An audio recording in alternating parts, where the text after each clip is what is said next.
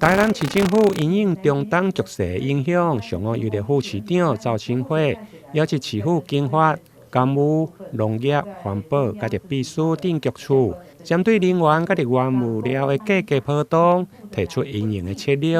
並邀請台南地檢署的主任檢察官委會展現查緝不法囤積的行為。我們因為中東戰爭的關係，有一些原物料的部分，尤其是油跟我們的一些化學原物料、塑化的原物料，那在市場上有造成一些波動。那黃偉哲市長呢，非常的重視有關於我們民生物準的這件事情，所以我們今天特別召開了記者會哈。那有包括我們的經發局、農業局、環保局、公務局，還有我們的秘書處，還有我們法制。那最重要還有我們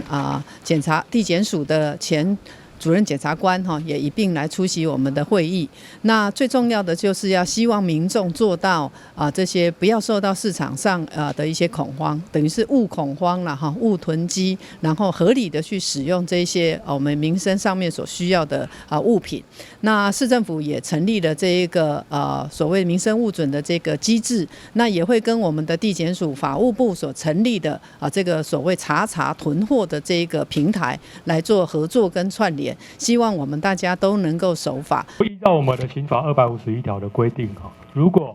廠商意圖抬高價格，然後呢去囤積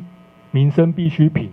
而不到市場去交易的話，其實就會構成刑責，那最高會處3年以下的有期徒刑。所以這不只是行政法而已，這涉及到刑法的問題哈。所以法務部跟高等檢察署已經通令全國的各地檢署，要就案件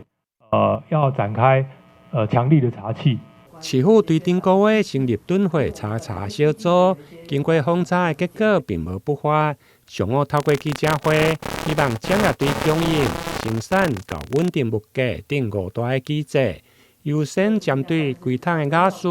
塑膠袋等民生的物資來加強查核，並呼籲業者愛理性來定價。同時嘛，希望民眾按照需求來購買，唔免恐慌，確保產業的運作，甲着民生的物資充足。台南新聞林英根採訪報道。